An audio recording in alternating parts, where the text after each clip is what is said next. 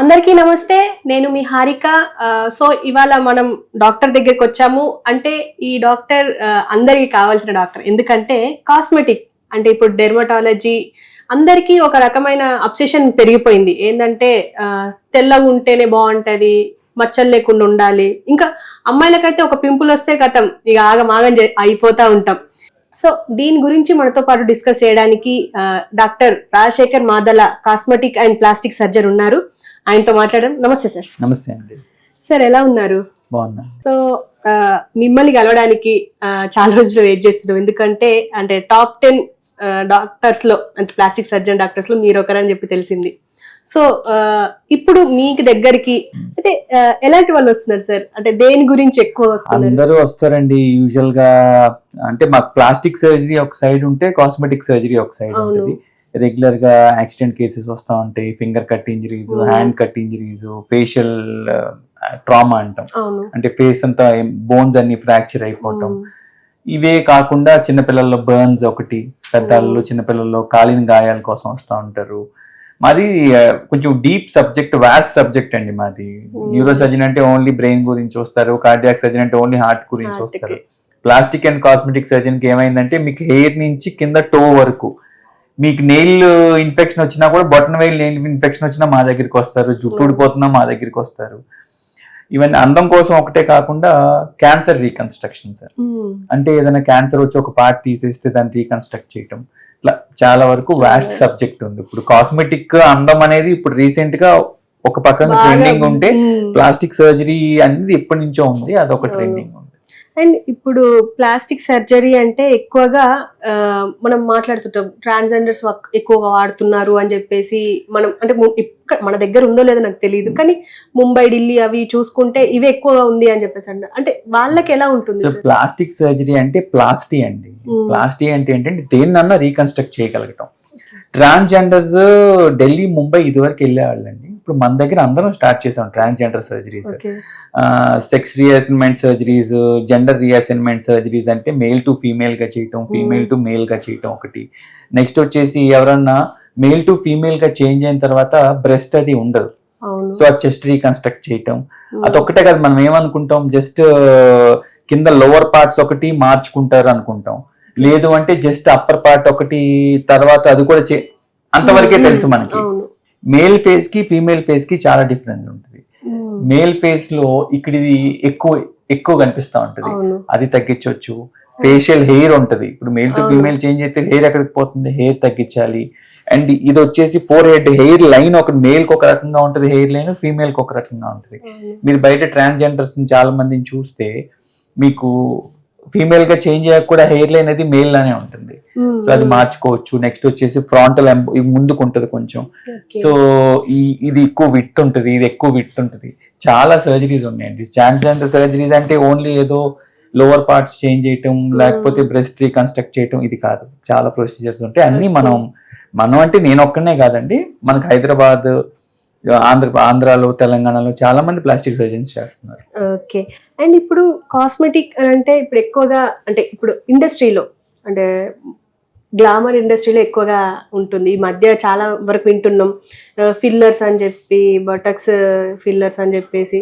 అవి ఎలా వర్క్ చేస్తాయి sir? So Botox, fillers, threads అంటే ఇవన్నీ non surgical face lifting procedures అండి ఇవన్నీ. సో ఇవన్నీ కొంతవరకు, ఎంతవరకు అంటే సపోజ్ మొహం అంతా ముడతలు వచ్చేసినాయి ఒక 35-40 years తర్వాత. ముడతలు వచ్చేసి మొహం అంతా ఫోల్డ్స్ కనిపిస్తున్నాయి. సో దానికి ఏంటంటే మనం బొటాక్స్ ఇస్తే ఆ కింద మజిల్స్ అనేవి రిలాక్స్ అయ్యి చక్కగా ఫేస్ అంతా గ్లాసీగా, షైనీగా, మీకు ఈ ముడతలు ఏం లేకుండా ఉంటాయి. ముడతలు కొంతమందికి ఇక్కడ ముడతలు ఉంటాయి, కొంతమందికి ఐ దగ్గర ఉంటాయి, కొంతమందికి ఇక్కడ ఉంటాయి, కొంతమంది నెక్ మీద బ్యాండ్స్ లా ఉంటాయి. ఇవన్నీ బొటాక్స్ వస్తాయి. ఫిల్లర్ అంటే దాని పేరులోనే ఉంది, ఫిల్లింగ్ ద ఫేస్. సో ఏదైనా కళ్ళ కింద బాగా గుంటగా ఉందనుకోండి, ఫిల్ చేయొచ్చు. ఏజ్ వల్ల ఇదంతా కిందకు వచ్చేసింది అనుకోండి, ఫిల్ చేసుకోవచ్చు. చిన్న లోపలికి ఉంది అనుకోండి, చిన్న ఫిల్ చేసుకోవచ్చు. ఇప్పుడు అందరూ ట్రెండింగ్ ఏంటంటే లిప్స్ ఫిల్లర్స్ ట్రెండింగ్ తగ్గింది. మొన్నటి దాకా లిప్స్ ఎక్కువ ఫిల్ చేయించుకున్నారు, ఇప్పుడు చిన్నకి వచ్చారు. చిన్న ఎంత బారుగా ఉంటే అంత అందంగా ఉందని థాట్ లో వచ్చి ఇదివరకు చక్కగా ఇప్పుడు ఈ జా లైన్ ఒకటి, చిన్న ఒకటి మోర్ డిఫైన్ చేసుకుంటున్నారు.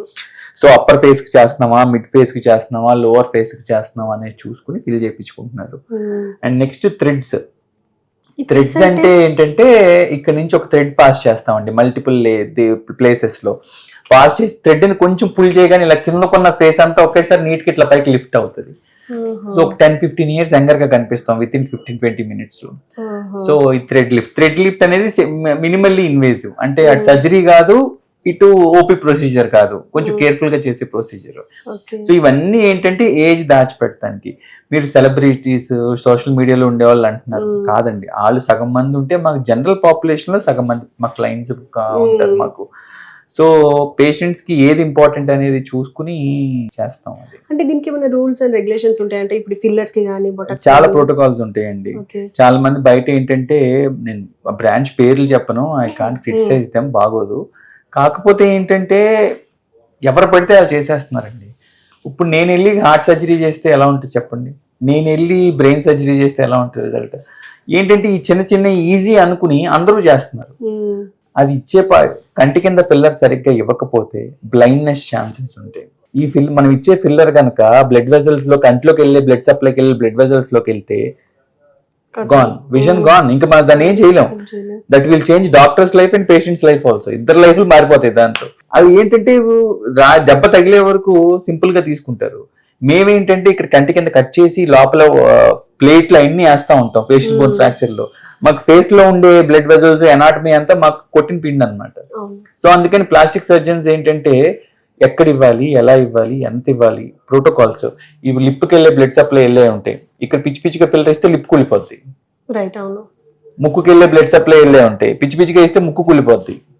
సో ఎడాపెడా చేయకూడదండి. ఓ పక్కన ఎక్కువ ఫీల్ చేసి ఓ పక్కన తక్కువ ఫీల్ చేస్తే మొహం అంతా పాడైపోద్ది, ఏదో పెరాలసిస్ వచ్చిన పేషెంట్ లా ఉంటారు. నెక్స్ట్ వచ్చేసి ఓవర్ ఫీల్ చేసినా అలాగే ఉంటుంది. ఏదైనా ఇంపార్టెంట్ పార్ట్కి ఇస్తే ఓ పక్కన ఫేస్ ప్యారలైజ్ అయిపోతుంది.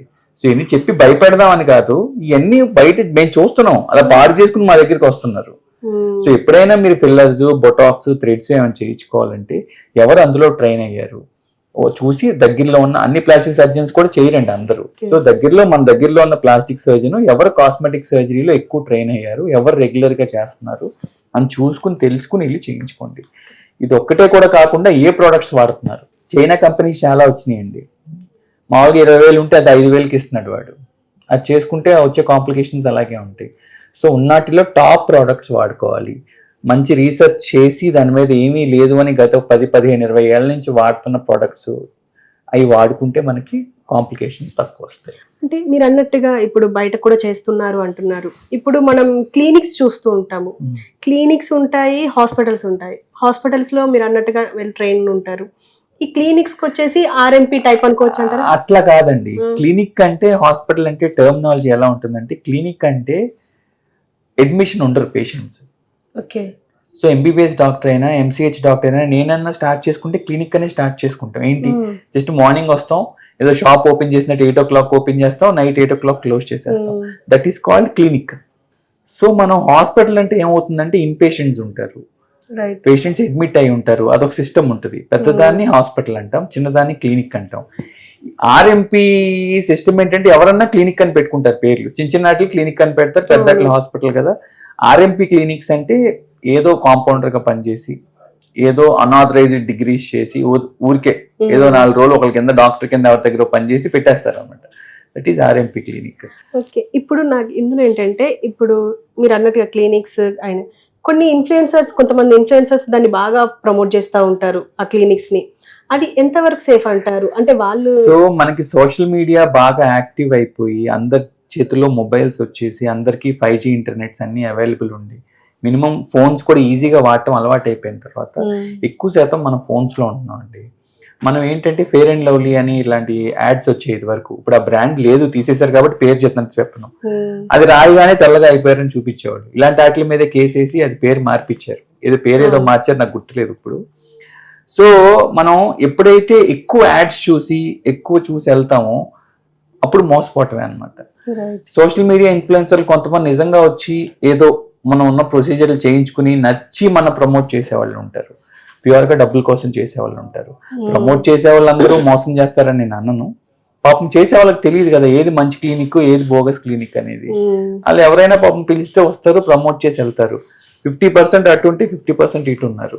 కాబట్టి సోషల్ మీడియా ఇన్ఫ్లుయెన్సర్లు సోషల్ మీడియాలో చూస్తే మీరు చూడండి, చూసి ఆ క్లినిక్ గురించి ఎంక్వైరీ చేసుకుని ఆ డాక్టర్ ఎలాంటి వాళ్ళు చూసి వెళ్ళండి. కానీ క్లినిక్ అందంగా ఉందా లేదా, చూడటానికి బాగుందా, ఎలాగనే కాఫీ ఇస్తున్నారా, టీ ఇస్తున్నారా, మన బాగా చూసుకుంటున్నారా, బాగా కబుర్లు చెప్తున్నారా, ఇలా కాదండి. డాక్టర్ ఎవరు, అతను ఎక్కడ చదివారు, అతను ఎక్కడ ట్రైన్ అయ్యాడు, ఏమేమి డిగ్రీలు ఉన్నాయి, అతనికి ఎంత ప్రాక్టీస్ ఉంది, వీళ్ళు అడగాలి. మీ డాక్టర్ దగ్గరికి వెళ్ళగానే కాస్మెటిక్ సర్జరీకి కానీ ఏదైనా మీరు ఇంతకుముందు చేసిన కేసులు చూపించండి అని అడగాలి. వాళ్ళు చూపించగలిగారు అనుకోండి, they are experienced enough. Okay. And ఇప్పుడు మీరు అన్నట్టుగా అంటే క్లినిక్స్ ప్రమోట్ చేస్తారు, ఓకే. కానీ ప్రోడక్ట్స్ ని కూడా అంటే ఇన్ఫ్లుయెన్సర్స్ చెప్తా ఉంటారు, ఇది వాడాను నాకు బాగుంది, ఇది ఈ మల్టీవిటమిన్ టాబ్లెట్స్ వేసుకున్నాను నాకు బాగుంది అని చెప్పి. కొంతమంది చిన్న చిన్న ఇన్ఫ్లుయెన్సర్స్ ఉంటారండి కొత్తగా వచ్చేవాళ్ళు. వాళ్ళు జెన్యున్ గా ఏం చేస్తారంటే వాళ్ళు వాడిన ప్రోడక్ట్స్, వాళ్ళకి నచ్చిన ప్రోడక్ట్స్ ని వాళ్ళు చూపించుకుని ప్రమోట్ చేసుకుంటారు. అది ప్రమోట్ కూడా అనలేము, దాని గురించి ఇన్ఫర్మేషన్ ఇస్తారు.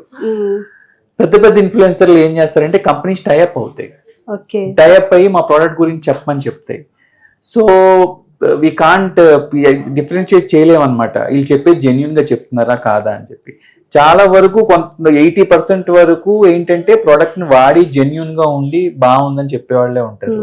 20% ఏంటంటే కంపెనీ నుంచి యాడ్స్ లాగా తీసుకుని ఇలా క్లినిక్ అయితే ఎలా ప్రమోట్ చేస్తున్నారో ప్రొడక్ట్స్ కూడా అలాగే ప్రమోట్ చేస్తూ ఉంటారు. అంటే ఇప్పుడు ఆ ప్రొడక్ట్స్ ని వాళ్ళు ప్రమోట్ చేస్తూ ఉంటారు, మనం కూడా అంటే పీపుల్ కూడా అరే ఇది బాగుంది అని చెప్పేసి దాన్ని కొనుక్కొచ్చుకొని వాడతారు, మళ్ళీ దాన్ని వాళ్ళు ఎఫెక్ట్ అయ్యి దాన్ని పక్కన పడేస్తూ ఉంటారు. అంటే అది కరెక్ట్ అవునా అంటారా? అంటే మనకి గూగుల్ అన్నది బాగా అందరికి అవైలబుల్ ఉందండి ఇవాళ. సో మీరు ఏమైనా ప్రొడక్ట్ చూస్తే ఆ ప్రొడక్ట్ గురించి రివ్యూస్ చదవండి. ఒకళ్ళు ఇద్దరు మోసం చేస్తారు కానీ అంతమంది మోసం చేయలేదు కదా. ఆ ప్రోడక్ట్ గురించి జెన్యూన్ రివ్యూస్, సైడ్ ఎఫెక్ట్స్ ఏమున్నాయి రివ్యూస్ చదివి ఆ రివ్యూస్ గురించి చూసుకుని వీలైనంత వరకు కెమికల్స్ లేనిది ఆర్గానిక్ ప్రోడక్ట్ సెలెక్ట్ చేసుకోండి. కెమికల్స్ ఇవాళ బాగానే ఉన్నా రేపొద్దున మన స్కిన్ డ్యామేజ్ చేస్తాయి.